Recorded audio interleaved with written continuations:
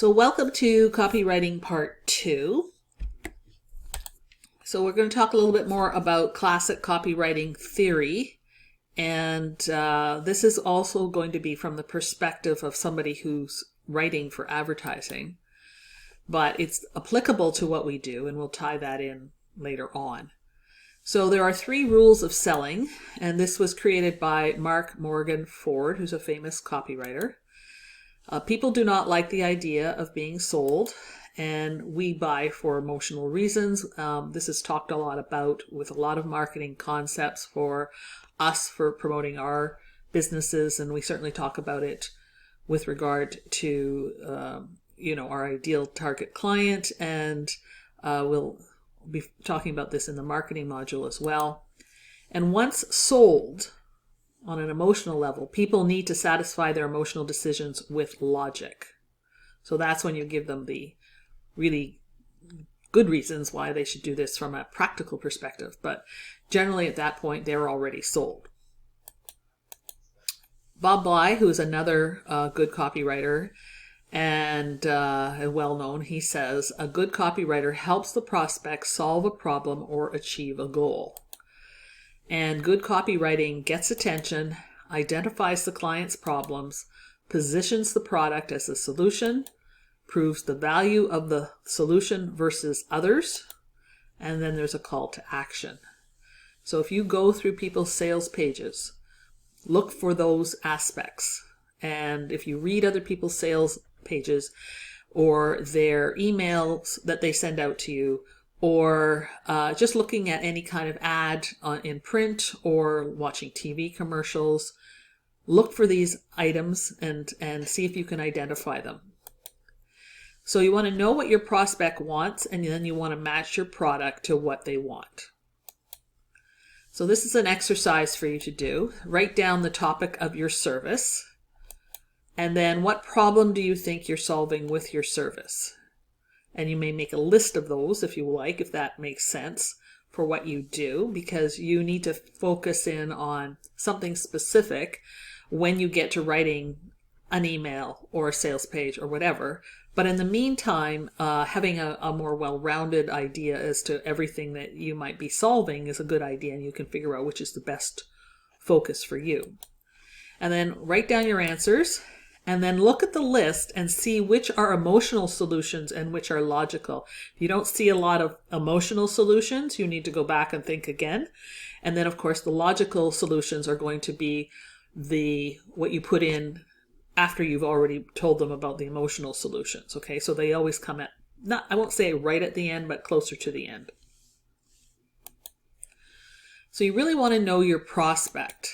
And basically, this is how they, in advertising, this is how they refer to a client or a customer. They call them a prospect. And so you want the basic facts, of course, their age, gender, income.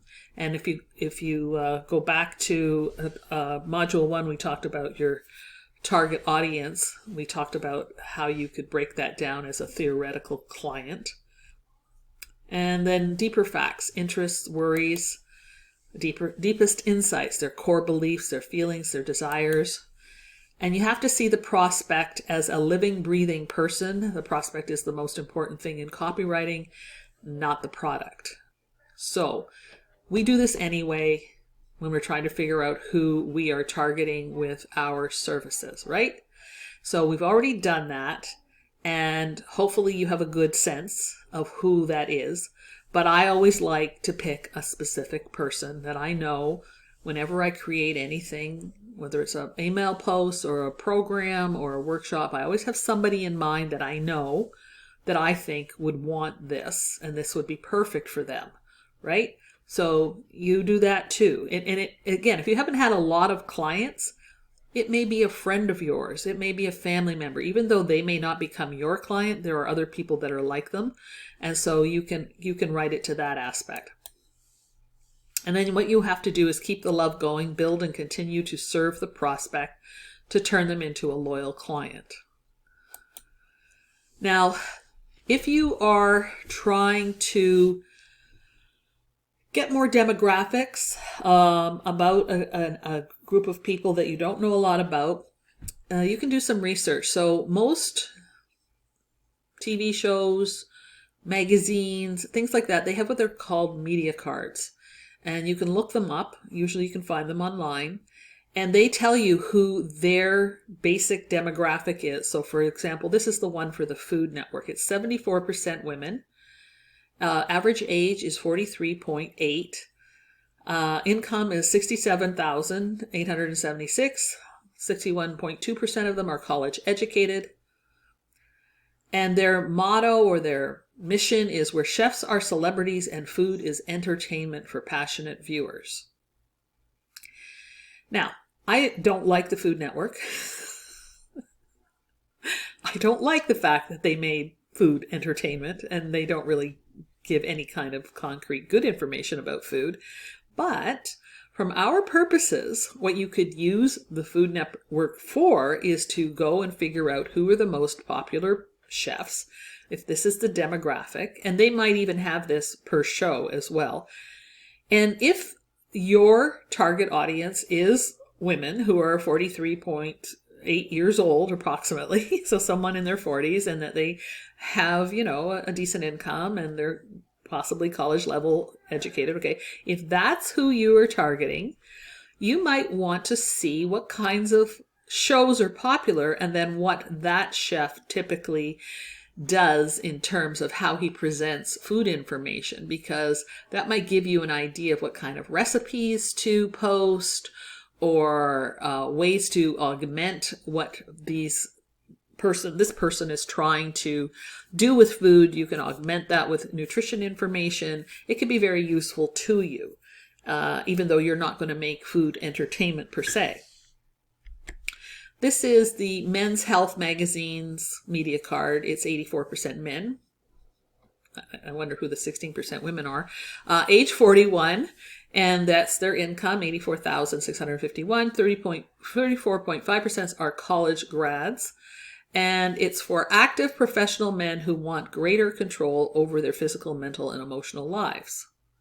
So again, if you go through this magazine and see what kinds of information on a nutritional level or a lifestyle level they're writing about, then this might give you ideas about what you should write about and how you might position a lead magnet or how you might position a program or a workshop or any of those things. So even though these organizations are not targeting necessarily your potential demographic exactly, there is useful information that you can get from looking at these things. So we always talk about the client avatar or the ideal client, but before you write to this person, you need a big idea. So you need a theme or a message that runs through all your material. So David Ogilvy is the one who sort of coined this term of the big idea. And it's a big promise that your service helps in meaningful ways. And a big idea is an overriding benefit that flows through all of your copy. It's something new, strong, timely, unique, and understandable. Okay? So again, you could call it a theme if you like. You could call it the topic that you generally address. But what about that topic? So you can't just say, oh, it's gut health. What about gut health? Okay? So the big idea might be that everything you are writing about is in an attempt to improve a specific symptom. So if, say, acne was your niche. So your big idea is to tie gut health to acne. And so every time you write about gut health, you bring in the skin situation and how that might help. So a big idea is impactful because it taps into deeper psychological benefits. If somebody is interested in improving acne and they hear this big idea about clear skin or beautiful skin or something like that, that's psychologically beneficial to them, right? And it's an overarching idea that flows through everything, and it can be your personal goal or the goal for the client. So sometimes it's not the client, right? It's the message you want the client to have, which is your personal goal. Mine, for example, is stop the war on food, okay? Or stop blaming the food. That's mine. It's in everything. This is why I do everything. That's my big idea. Like, let's take our food back. Let's shut up these people who are blaming really good quality foods as being the source of health issues. And let's take it back, right? That's my goal. And it goes beyond that. So I'm not even after just those people. I'm also after the people who destroyed our food and who took all the flavor out and put chemicals in. Like, I just want really good quality food that we enjoy brought back for it to be the enjoyable part of our day 3 times a day at least that it was always meant to be. All right. So this is just a chart that you could lay out, and basically when you're trying to create the big idea, right? You kind of want to look at everything as to what your beneficial idea is going to help with. So in this case, it's energy, confidence, understanding, happiness, health, time management. And then the timelines and metrics. So 6 weeks for the energy, and it's based on the client's observations, 4 weeks for confidence, 6 weeks for understanding, 6 weeks for happiness, health ongoing, right? It's not going to stop. Time management, like if you're going to try and help organize their day and manage this so that they can accomplish things, it might take 2 weeks to do that. Again, these are just ballpark timelines. What it decreases: frustration, so there's an emotional one, gas, bloating, weight, eating tasteless food, that's emotional too, even though it sounds physical, stress. And then the timeline for those 1 month, 10 punts. 1 month. I have no idea what a punt is. It must be an exercise term. 10 pounds, maybe? No, there's no way I would misspell that. Anyway, immediately is, of course, the goal for not eating tasteless food anymore. So when you're done that, then you can identify, first the goal is they lost weight. The desire was to be happy and healthy. Pain is the dieting itself and tasteless food. And then you can create a sentence that sort of describes everything. I help mothers who lose weight to be, so that's the who, lose weight, which is the what, to be happy and healthy, to the gain and what desire, without dieting and eating tasteless food. So the person that's going to respond to is the one who thinks dieting is eating tasteless food. And they don't like the concept of dieting, right? That's not going to be all people who want to lose weight. And in this case, we narrowed it down to mothers because they're the ones who usually have time management issues. They're the ones who are feeling lack of confidence because they're so busy and they're concerned about, what are they doing for their family and are they doing right by their family and all this sort of whatever. So you can do that. That's just an exercise you can go through. So if you choose one that is your goal, then who you speak and write to will have to feel the same way as you. So based on what I get back from the people who buy my programs is they don't like food being blamed either. And they were either didn't believe what they were taught in the first place, or they were scared by those who taught them and they didn't know how to sort of push back against it.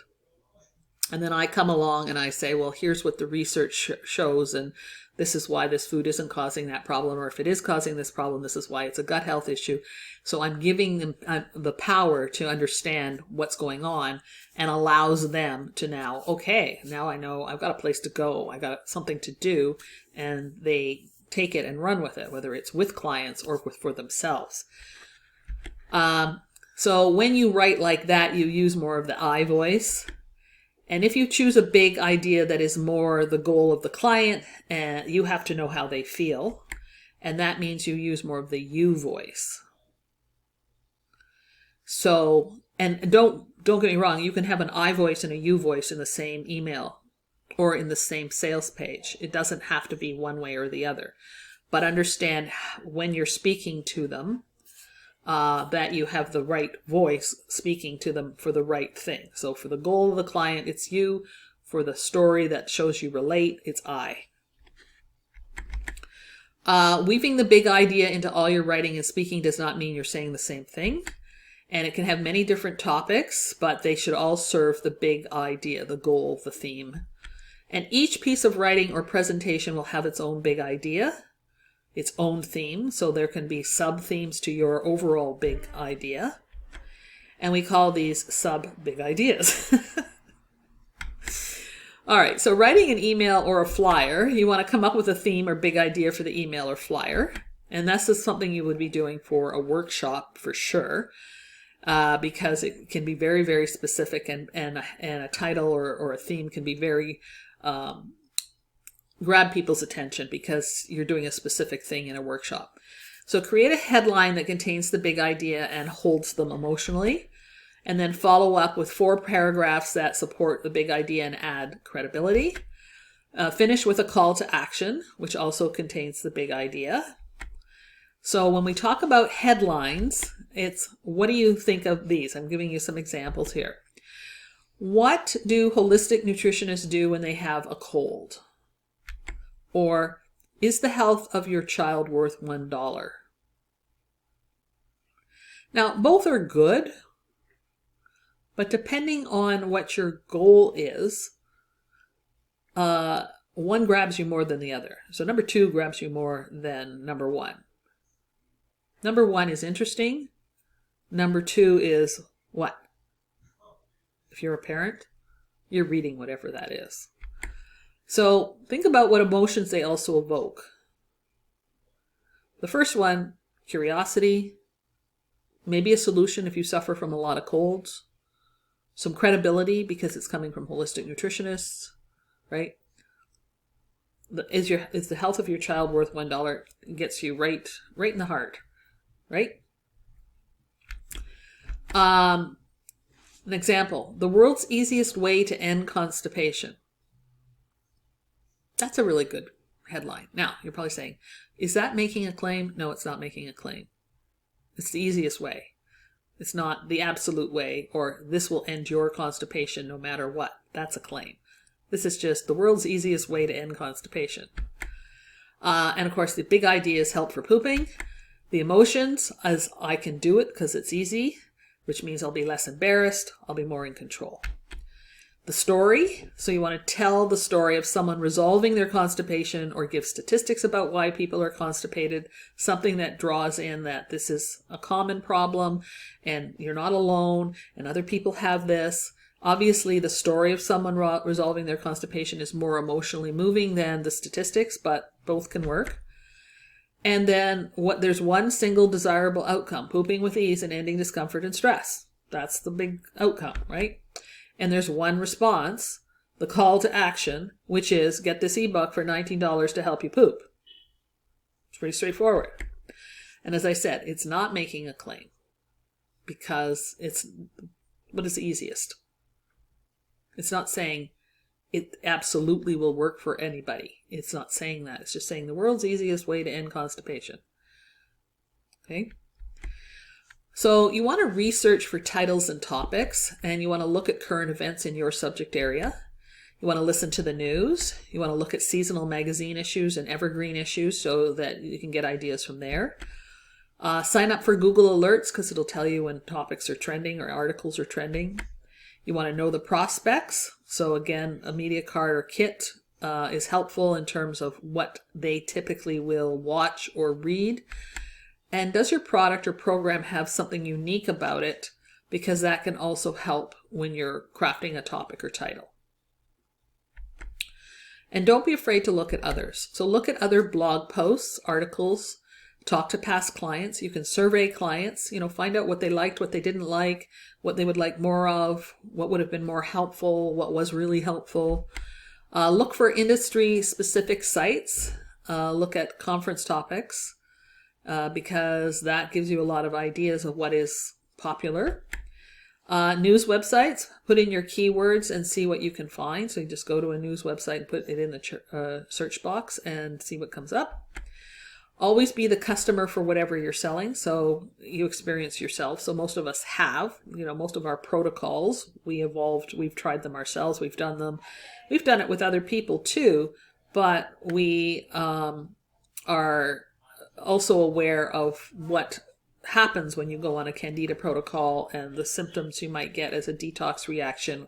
We tend to be well aware of what we're asking people to do. And then collect samples of other people's promotions so that you can look for ideas of wordings and concepts that might be applicable to you. And it doesn't have to be within your own profession. Like, I often look outside my profession and then try to adapt it to my profession. And if a promotion is working, don't hesitate to repeat it. So a lot of times, especially if you run a program or, a promotion at a set time every year, you might want to look at your past emails that you used last year and use them again. You might adapt them a bit, you might change them a bit, update them, but don't be afraid to do that. Okay, so how can research pay off? Well, it helps germinate a big idea. It'll help you see what is a unique approach. And when we say a unique approach, we don't necessarily mean with the protocol or what you're offering, but with the solution that you're offering, or how this may, or who this may reach.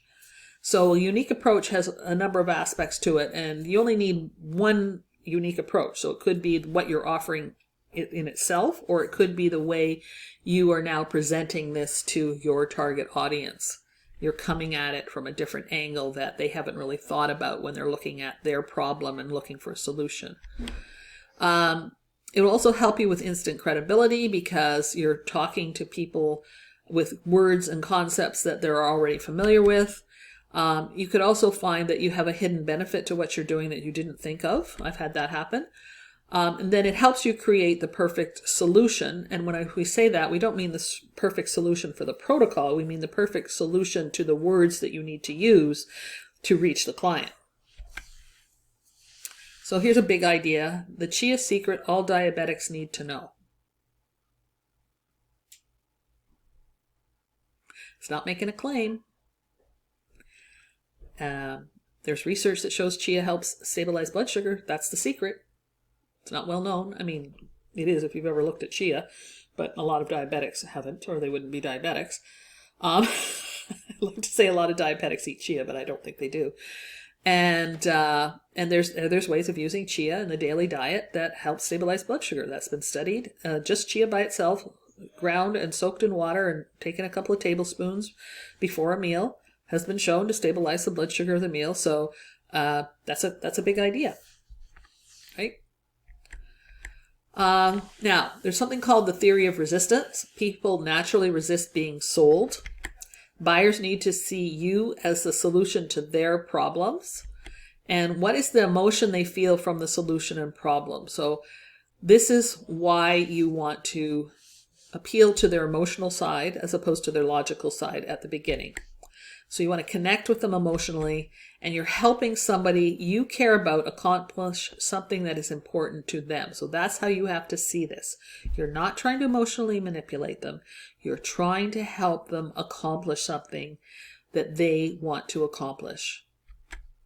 And this will make your writing be effective and stronger. And remember, there's two parties in a transaction, and each has an agenda. The seller wants the buyer to take the offer. The buyer wants to avoid wasting money and time. And the buyer anticipates the seller's push and actively resists. Think about this. Maybe you're not like me, but anytime I walk into a clothing store, I can see out of the corner of the eye the salesperson coming to approach me. And mind you, it doesn't happen as much anymore because they don't pay commission so much anymore in clothing stores. So they're not so like this anymore. But if it's a store where they get paid on commission, I can see them coming my way. And as soon as they come over and they say, "Hi, how are you?" I say, "Hi, I'm fine, thank you. I'm just looking." And I keep going. I cut them off at the pass. That's typical. And then, of course, you feel like an absolute idiot when you have to go back to them 5 minutes later and ask for their help. But that's what people often do. So your goal is to present the unexpected to reduce their resistance. And again, if I use the person in the clothing store as the example, I've had this happen on a number of occasions where I'll be looking at one thing and I'll be holding it up like that, and they're still lurking, and they go, "Oh, by the way, we just got in some new blouses, and it goes perfect with that." Of course, I'm going to go and see what it is. I'm not going to say, thank you, I'll get there eventually. I'm not going to be like that. I'm like, really? Because I want to see it. If they got something really good, I want to see it. So that's what you have to do, is you have to sort of break through that natural resistance by showing them there's something that you got to say or do that they weren't expecting. All right, so that brings you to the sales letter, or what we call the sales page. It's the same thing. So sometimes from old copywriting information, sales letters, that's exactly what they were. They were mailed out. They're still used to some degree. I still get some in the mail, but obviously now there's the sales page that is used on websites, would be the modern equivalent. And this is what gets the prospect's attention, and then it keeps the attention so that they keep reading right through. It makes it impossible to refuse, and then it's compelling them to some action, which of course is to buy. And persuasion is about understanding. So this leads to the acceptance that a service is relevant to the target audience. That's why they usually put the emotional aspects right up at the top of the page. And that's why I gave you a template for a sales page where I lay out the different sections that are typically used in a sales page. And you'll see that what they call the emotional aspect, or the pain points, is right at the beginning, because that's what's going to grab their attention after the headline. So you have two things you have to do. You have to hit them with the headline that grabs their attention, and then those pain points.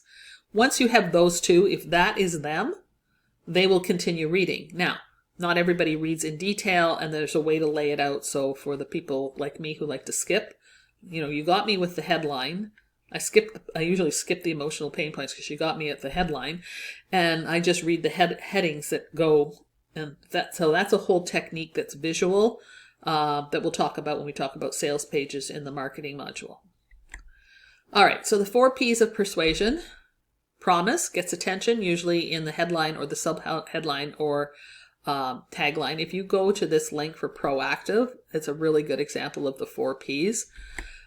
Picture, it paints a vivid picture, tells a story that lets the reader feel the problem and the solution.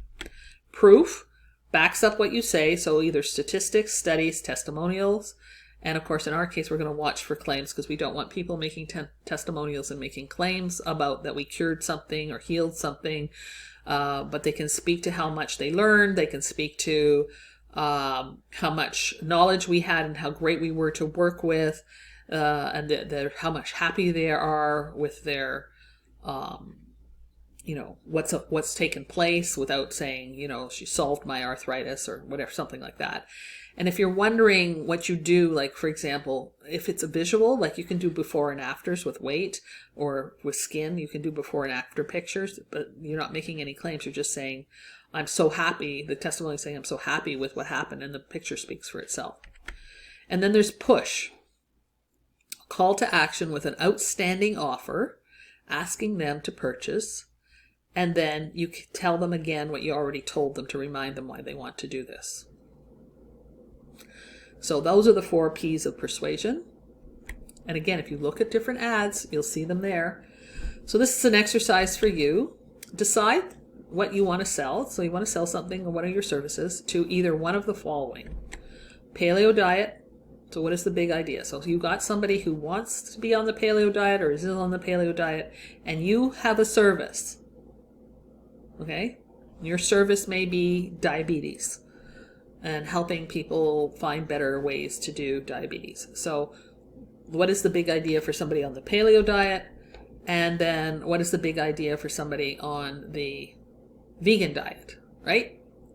You can have the same health reason, but it's a different pitch for those 2 different groups, because they have 2 different issues when it comes to stabilizing blood sugar or losing weight.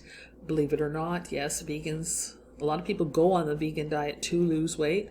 Same with the paleo diet, or to have more energy, or to resolve numerous solutions. These are 2 options that people may be trying or want to try. So what would be the big idea to pitch to someone on the paleo diet, and what would be the idea to pitch to somebody who's on the vegan diet? And then what can you provide for them that they want? So if you've picked a health solution, that you're going to be offering, why is that something they want? So just think about that. All right, so this is a great email line. Your free gift is waiting for you here. It will get it opened. It's better if it says what is free, but again, you can only put so much in a subject line. However, if you keep using that message over time, it will weaken. Perspectives change, options change, so the copy needs to change as well. So you want to keep it fresh and relevant and address current events. There's nothing better if you're sending out an email that is part of a promotion for your program that's coming up, that you weave in what's happening now into somewhere into the copy, because it says, okay, it just makes it more real for people, and they don't feel like they're reading something that has just some sort of churned out email that you send out all the time. And always test headlines, offers, and bonuses. So as you go through doing different types of promotions for either workshops or programs or your practice, you want to test different headlines to see what works. You want to test different types of offers. I certainly have done that with Healthy Gut many times, because you don't know what the best way to go is. What I have found, and I'll tell you this, what I have found is it depends which program I'm selling or the workshop I'm promoting. The offers vary because there's different expectations with everything that I do. But maybe you're going to be a little more consistent in terms of what you offer, and so therefore it's easier to test these things. Now, this is really important. You have to write as you talk. It establishes intimacy and a one-on-one tone. Copywriting is very informal, as we mentioned in part 1. It's spoken English. You forget being grammatically correct.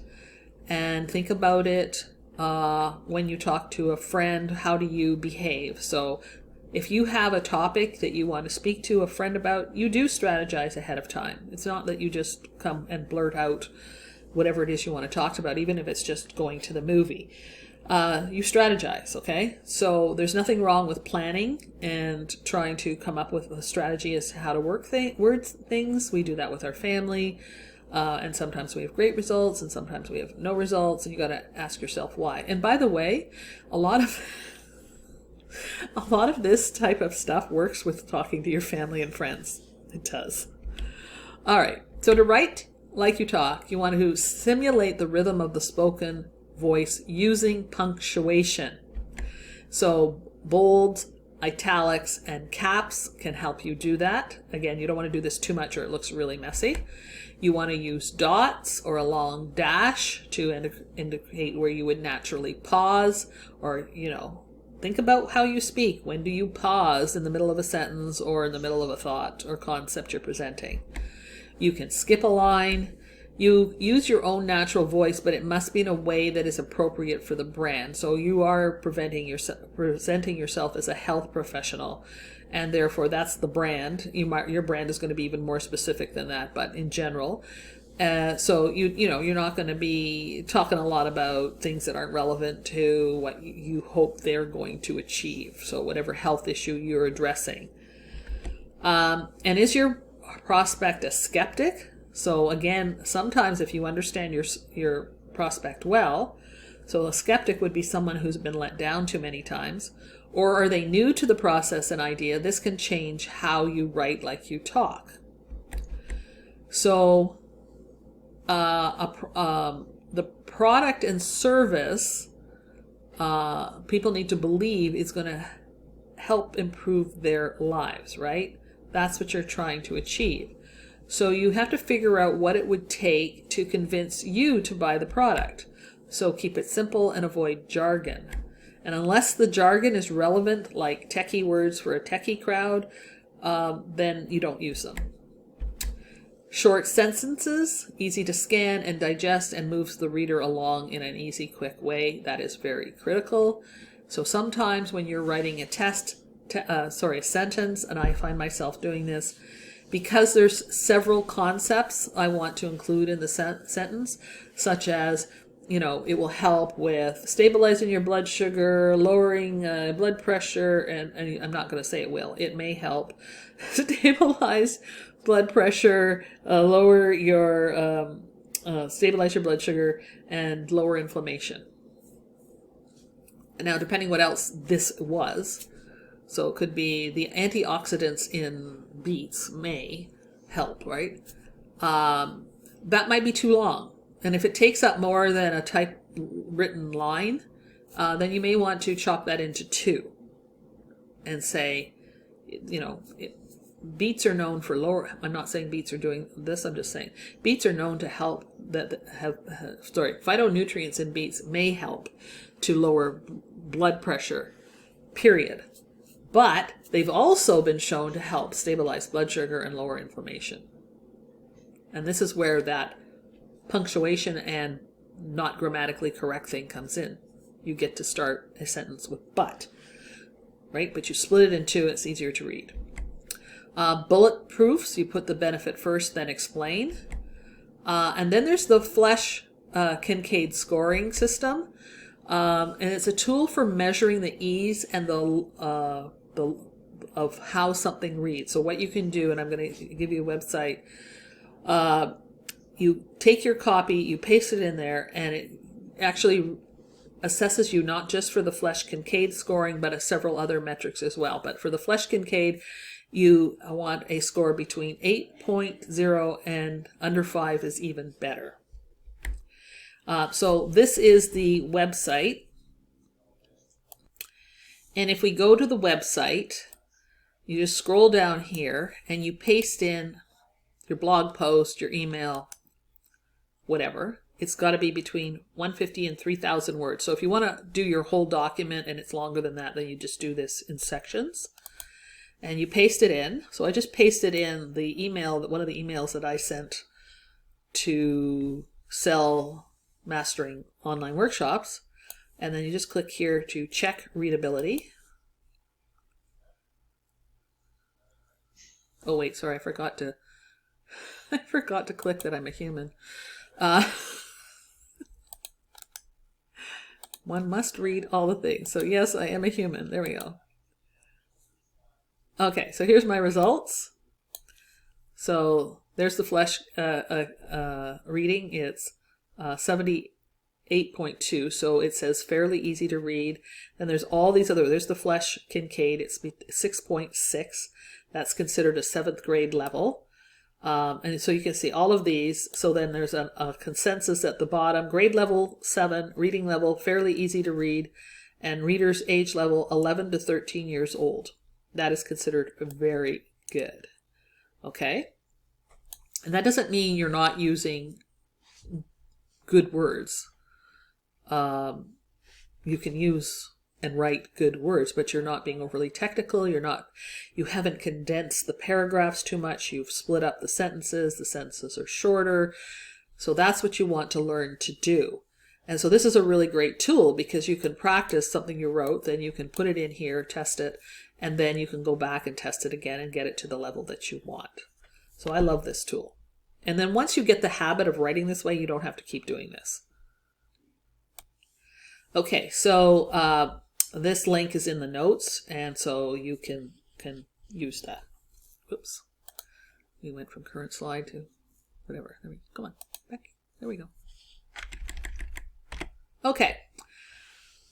All right. So creating authenticity and credibility, you want to employ specific details. Don't say bananas are nutrient rich. Do say bananas boost beneficial bacteria, increase levels of muscle maintaining potassium, and sustained energy levels. And I mentioned in part 1 how you turn a verb into an adjective. This is another example. So maintain is a verb, and here it's an adjective, muscle maintaining potassium, right? So it's modifying potassium. So that saves the number of verbs that are present, which is really good for sort of creating helping maintain muscles isn't as image inducing as muscle maintaining, right?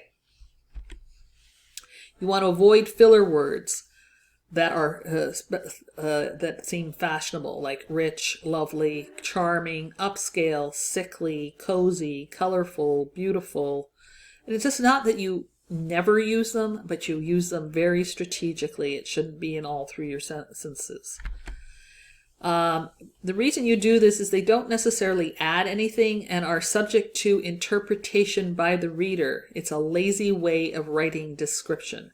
Muscle maintaining is much more descriptive than colorful, right? Use strong verbs. You want to replace words like to be and to have with verbs that indicate action and offer a visual image. An exercise epidemic swept through my town. It saved me as I discovered the power of my own body. Right? Okay, find details that others overlook. Think about not only what you see, but also what you smell, hear, and feel, because that can be worked into your copy. Imagine lounging on your deck, a book on your lap, and a mocktail in your hand. Just steps away, your children splash in the lake as the seagulls squawk above. Right? You're sitting at the cottage, aren't you? And you're relaxed and you're chilling. And if this is this is not necessarily a health-related image, although it could be used that, but if somebody is not having the quality of life that they want, and maybe they can't travel because of what their situation is, even as far as the cottage or some summer vacation place, this would mean something to them. Offer exact numbers in the details. So testimonials don't just ask what happened, ask how they feel or felt, but again, make sure not to make the claims. Don't take testimonials out of context so it changes the actual message. And then you want to write with passion, so it will make your words carry more meaning. Your ideas will be more clear and compelling. Your voice is stronger, richer, and more convincing. Your energy will carry over to your prospect. How? Because you know the prospect and the product, and the testimonials can help. But you get excited and you feel the problem and you feel the solution, right? Because you know the prospect. You know how somebody's going to feel if they lose that 30 pounds they want to lose. You know how it's going to make them feel. You know what it's like to have a good bowel movement. You know what it's like to eat your food and feel amazing afterwards and not gassy and bloated. You know these things. You know what it's like to not have a headache. So it's not hard to be passionate. And if you believe in what you're doing and what you're offering, it's not hard to come across that way. So the question then becomes, with regard to passion, what does your client think? So does your prospect like bold, kind of in your face, us versus the enemy? Are they suspicious of the status quo and would like an outsider solution? That's one type of person to write to, right? So you present your services as novel and not part of the establishment. So there's a certain group of people that would really respond to that. Is that your prospect? Is that your potential client? This is why you got to figure out who they are, right? You want to limit exclamation points only for impact every now and then. So not every time you say something do you stick an exclamation point after it. Do you want to have a softer approach? Does the client want to see you as a partner in a relationship, right? So that you're working together. I will help you do 3 things: sleep better, digest better, and have more energy. You're, again, not making a claim because you're not saying absolutely what does better mean. So if you go from 4 hours a night to 5 hours a night, that's a better sleep. It's not still not a great sleep, but it's a better sleep. Same with digestion. So you're not actually making any claims, but you're creating a picture as to how they could feel. Improve your life. I will work with you step by step. Get yourself out of pain with 1 click. That's a little bit more of a claim, but you're not saying what pain that is. You're not saying it's absolute. But you're saying, like, give me a shot. I'll address a problem and offer a solution. And that's kind of what you're trying to achieve. Okay, the power of using stories. They dramatize the benefit and they create a picture. And this is probably the number 1 thing you want to learn to do, because stories allow you to say a lot, to make people feel things without making claims. So they dramatize the benefit, create the picture, they tap into a fear or desire, i.e., so for example, to be respected, or, to have more confidence, or to be less embarrassed. It brings the benefit to life, and you feel the intrigue and you want to know more. And it starts with a human interest story. The story creates a hero, includes a moral, which is buy this product, and they can have this benefit too. So go back to the prospect file and figure out what are the desires. And then the hero in the story is the prospect. So what is the prospect struggling with? And then if you have client stories, these are gold, right? So if it's an actual client, you can tell that story. If it's a first-person account, the prospect will relate and see how it will solve his or her problem. So if you want to say, here's what I went through, that works. And this means the hero is telling the story and you're the hero. Or you can take the client's story, instead of saying, Mary felt this way, Mary did this, you say, here's what Mary has to say. And then it says, I. And it's Mary talking, okay? Then there's the second person. It's the powerful you voice, which talks directly to the reader and draws them into the story. And then third person provides a parable with an irresistible lesson. So you're talking about two men, they went to the same college. One was successful, one not. What is the difference, right? So you can have, here's, you see it on TV with the Dulcolax commercials. So they have two families. One spent their time in the toilet. The other was having fun out on the beach. What's the difference? Dulcolax, okay? So that's a parable with a lesson. All right, so to write your story, identify the message to help you guide the reader, so he or she responds. And what do you want them to do? Start in the middle of the action, not at the beginning. And this is a really good technique. So then you lay out the story development. Where does it end? What obstacle was overcome? And then and prepare the story. Who's the hero? How are they like the prospect? What's the problem? What's the solutions? And how did the hero get the solution? And as I said, you start in the middle. So here's an example. While my dinner guests enjoyed the magnificent meal I had slaved to prepare, I was stuck in the bathroom, doubled over with cramps, begging my colon to cooperate. Little did I know my dinner guests were the cause of my problem. So you didn't say, one day I decided to have a dinner party, and so I worked all day in the kitchen, and then they came over and I had to, felt all this cramping, and I ended up not even enjoying the dinner because I was in the bathroom, right? The middle of the story, the guests are already there. They're already having the meal. The person's already doubled over with cramps. And then construct the story. Make it very tight. Hint at the benefits to come. Tell it quickly. Stick to the truth. Use specifics. Juicy details. Tie in together with a promise, then a transition. And if you're wondering, for my little example there, just think about it. What do you think the cause of her problem was? Well, this would be a story for stress causing constipation now, wouldn't it? Anyway, it's a great story. I like this story. It's not my story, by the way. And that's the point about copywriting. It's not my story. I've never had this happen to me. I'm not saying I've never been constipated, but I've never had it like this. But I was thinking about it, and I'm like, okay, what would be really embarrassing, and what might somebody go through? And I certainly know people who have had to walk away from a dinner table. I've eaten dinner with people who've had to walk away from a dinner table because things weren't working properly and they felt really bad and they were crampy and whatever.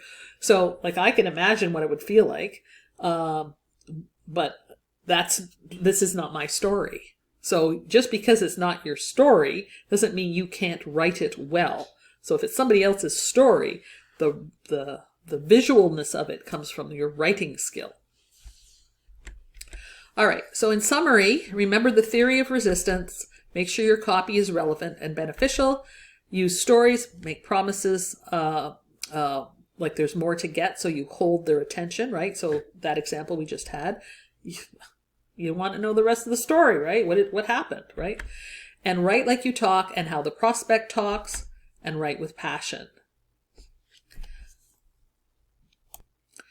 So this is the end of copywriting part 2, and we will move on to copywriting part 3.